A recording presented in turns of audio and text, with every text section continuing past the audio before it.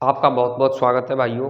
मैं आकाश चाहर अपने इस एजुकेशनल चैनल में, यूट्यूब के एजुकेशनल चैनल में आपका बहुत बहुत स्वागत करता हूं भाइयों। अब तक हम बात कर चुके थे जो आपका क्लास 10th का बेसिक कॉन्सेप्ट है। क्या है? क्लास 10th का जो बेसिक कॉन्सेप्ट है उसके बारे में हम बात कर चुके थे। अच्छा, क्लास 10th के मैंने कहा था जो एक्सरसाइज है आपकी 8.1 है, 8.2 है, 8.3 है, जो भी एक्सरसाइज होंगी आपकी उसके अलग अलग जो एक्सरसाइज 8.1 है उसका कॉन्सेप्ट, 8.2 है उसका कॉन्सेप्ट, 8.3 है उसका कॉन्सेप्ट, 8.4 है उसका कॉन्सेप्ट, आगे भी जो होंगे उसके हम कॉन्सेप्ट वाइज चलेंगे और प्रश्न एक फिर दूसरा फिर तीसरा ऐसे करते चलेंगे। अगर छोटे प्रश्न होंगे तो हम 2 या 3 अधिकतम एक वीडियो में अंकित कर देंगे। अच्छा भाइयों, दिक्कत ये होती है कि एक वीडियो काफ़ी लंबी हो जाती है, तो लंबी होने के दरमियान न तो ज़्यादातर लोग वाग उसे देखते हैं क्योंकि वो ज़्यादा बड़ी होती है। अच्छा, अगर छोटी वीडियो होती है और प्रश्न एक होता है, वो उसका कंप्लीट सॉल्यूशन मिलता है उसमें, तो वो कर लेते हैं कवर। ठीक है, तो टाइम न लेते हुए हम बढ़ते हैं अपने इस प्रश्न पर। अच्छा, इसमें कह रहा है चित्र में 10p माइनस कॉट आर के वैल्यू हमने फाइंड करनी है। क्या करनी है?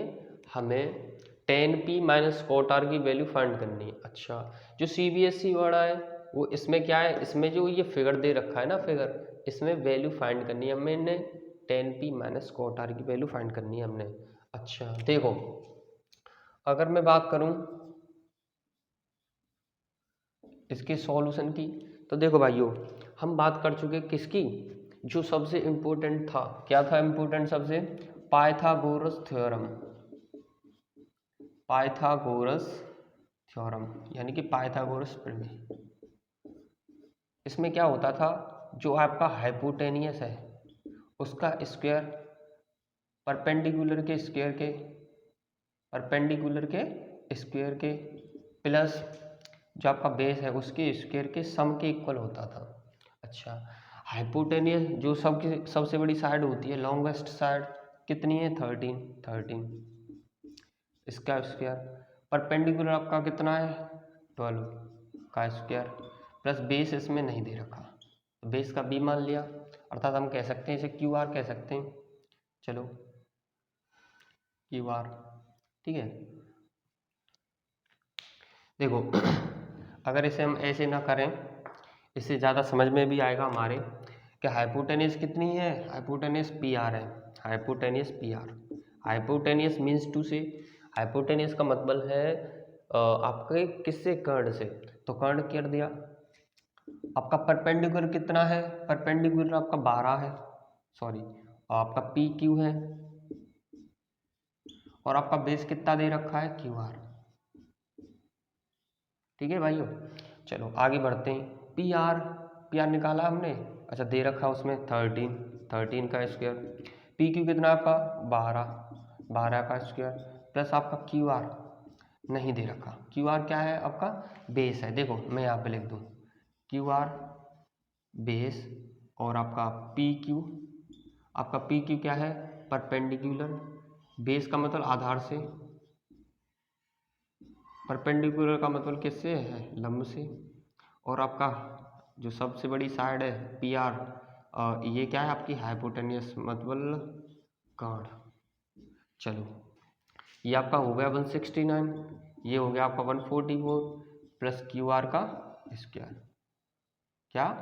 क्यू आर का स्क्वायर। अच्छा, जो 169 minus 144 equal to Q R का स्क्वायर,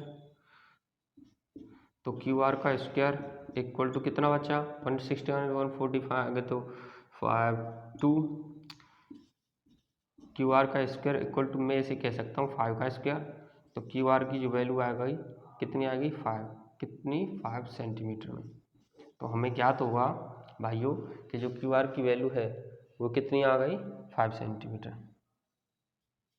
एक बार मैं चेक कर लूँ कि जो ये किया है मैंने वो आपको वीडियो में दिखाई दे रहा है नहीं दे रहा है, क्योंकि मैं अकेला ही बना पा रहा हूँ तो दिक्कत आ रही है, वो थोड़ा बोर्ड पर सेट नहीं हो पा रहा है। ठीक है भाइयों, हाँ दे रहा है, थोड़ा बहुत तो दे रहा है। क्यू आर का स्क्वायर इक्वल टू 25। चलो मैं थोड़ा ऊपर लिख देता हूँ उसे। कोई दिक्कत ना, थोड़ा ऊपर लिख देंगे, यहाँ तक तो दिख रहा वैसे। देखो तो क्यू आर की वैल्यू हमने कितनी निकाली, 5 सेंटीमीटर। ठीक है भाइयों, क्यू आर की वैल्यू हमारे पास कितनी आ गई, 5 सेंटीमीटर। अब इसमें कोई दिक्कत की बात नहीं है, इसे करने में क्या है, नहीं है कोई भी दिक्कत नहीं है। ठीक है भाइयों, देखो अब जो वो वैल्यू पूछ रहा है ना उसकी लगा दो, बस वैल्यू जो वो पूछ रहा है उसकी लगा दो। ठीक है भाइयों। अच्छा देखो क्या पूछ रहा है क्वेश्चन में पूछा है भाई 10p। क्या पूछा है क्वेश्चन में, 10p। तो एंगल p की बात कर रहा है। हमने बताया था जिस एंगल के बारे में बात करें उसके सामने वाली जो साइड होती है आपकी परपेंडिकुलर होती है, उसके सामने वाली साइड क्या होती है भाइयों, परपेंडिकुलर होती है। तो परपेंडिकुलर किसका कार्य करेगी, q, अर्थात मैं लिख सकता हूँ p अपन परपेंडिकुलर अपॉन बेस, और बेस कितना है, बेस b।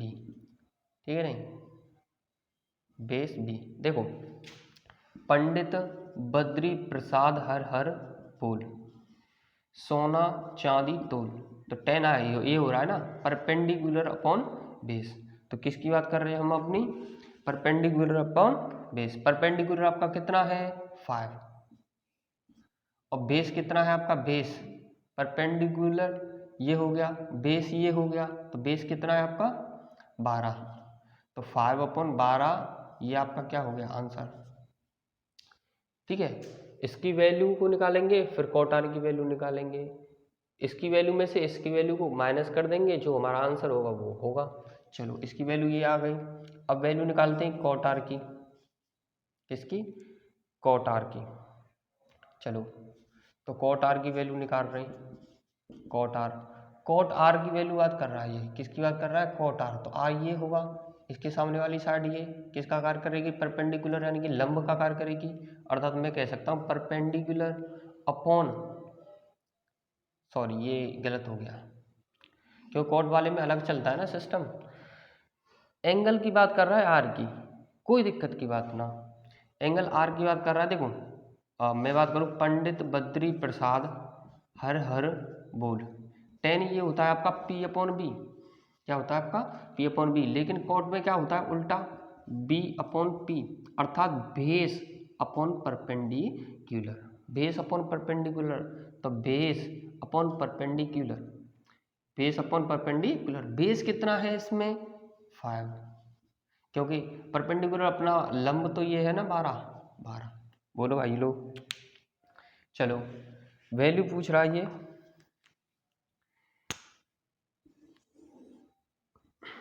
देखो वैल्यू पूछ रहा है 10p minus cot R. 10p की वैल्यू कितनी आई आपकी 5.12, माइनस कॉट आर की वैल्यू 5.12। अब आपको पता होगा एक प्लस वाली एक दूसरी माइनस वाली होती है, तो वो कट के कितना आ जाता है आपका 0। यही आपका क्या होगा अगेंस्ट आंसर होगा भाइयों। उम्मीद आपको समझ में आ रहा होगा। देखो भाइयों दिक्कत ये इसमें जो ये वीडियो बनाई जा रही है, तो इसमें जो मेरा ये चेहरा मतलब स्पष्ट रूप से नहीं दिख रहा है, मतलब मेरी क्वालिटी नहीं है, लेकिन उम्मीद है मैंने पूरा पूरा पूरा कोशिश किया है, भरसक प्रयास किया है इस वीडियो को आप तक जो ये शब्द लिखे में, जो ये अक्षर लिखे आपको भली बात दिखाई दे सके। तो इस पर फोकस कीजिए, मेरी सिर्फ आवाज़ पर फोकस कीजिए। और इतना तो मैं दिख रहा हूँ, इसमें ऐसा नहीं है कि बिल्कुल भी खराब हो, तो पूरा सिस्टम ये सिस्टमेटिक है। अच्छा दोबारा से हम इस प्रश्न को दोहरा दें। देखो 10p की वैल्यू कर रहा है, इसमें कोई दिक्कत नहीं है, बस पाइथागोरस थ्योरम की मदद से इसमें आपका हाइपोटेनस दे रखा है, आपका परपेंडिकुलर दे रखी है, तो हमने बेस निकाल लिया। क्या करते हैं हाइपोटेनस के स्क्वायर में से किसका घटा दिया हमने, परपेंडिकुलर का घटा दिया। 169 माइनस 144 इक्वल टू 25, और 25 कितना का स्क्वायर होता है 5 का। देखो ये पूरा प्रोसेस किया है ना, इसमें समझ सकते हैं। अच्छा 10p की वैल्यू, 10p एंगल p की वैल्यू बात कर रहा है, तो एंगल p के सामने वाली भुजा ये है 5, ये आपका क्या होगा परपेंडिकुलर यानी कि लंब होगा। और बेस क्या हो जाएगा ये, क्योंकि ये तो बदलने वाला है ही नहीं है। अच्छा तो बेस अपन क्या हो गया, सॉरी परपेंडिकुलर अपन बेस हो गया 5.12, क्लियर है। कॉट आर की वैल्यू बात कर रहा है, आर ये है, आर के सामने वाली भुजा क्या होगी आपकी परपेंडिकुलर यानी कि क्या होगी परपेंडिकुलर यानी कि लंब, और बची शेष भुजा क्या होगी आपकी आधार। और ये तो टेन फिक्स, हाइपोटेन्यूज तो आपका फिक्स है, तो कितना हो गया बेस अपॉन परपेंडिकुलर, बेस कितना है 5 और परपेंडिकुलर यानी कि लंब कितना है 12। देख रहे होंगे टेन पी माइनस कोटार की वैल्यू पूछ रहा है वो, तो 5.12 इसकी वैल्यू आई हमारे पास, कोटार की वैल्यू कितनी आई 5.12, लेकिन कितनी किसकी, ये भी प्लस है ये भी प्लस है, लेकिन बीच में जो पूछ रहा है ना वो माइनस करवा रहा है, पहली संख्या में से दूसरी संख्या, टेन पी में से कोटार को माइनस करवा रहा है सब्ट्रैक्ट। ठीक है, तो हमने सब्ट्रैक्ट किया तो वो कैंसिल आउट हो गया ना, तो कितना आ गया हमें, we get the answer 0। Okay, तो इसे आप इसी से ले सकते हैं, आप समझ सकते हैं। और भी कोई दिक्कत हो इसे समझने में, कोई भी समस्या हो तो हमें कमेंट कीजिए भाइयों। Like share and subscribe. जय हिंद, जय भारत।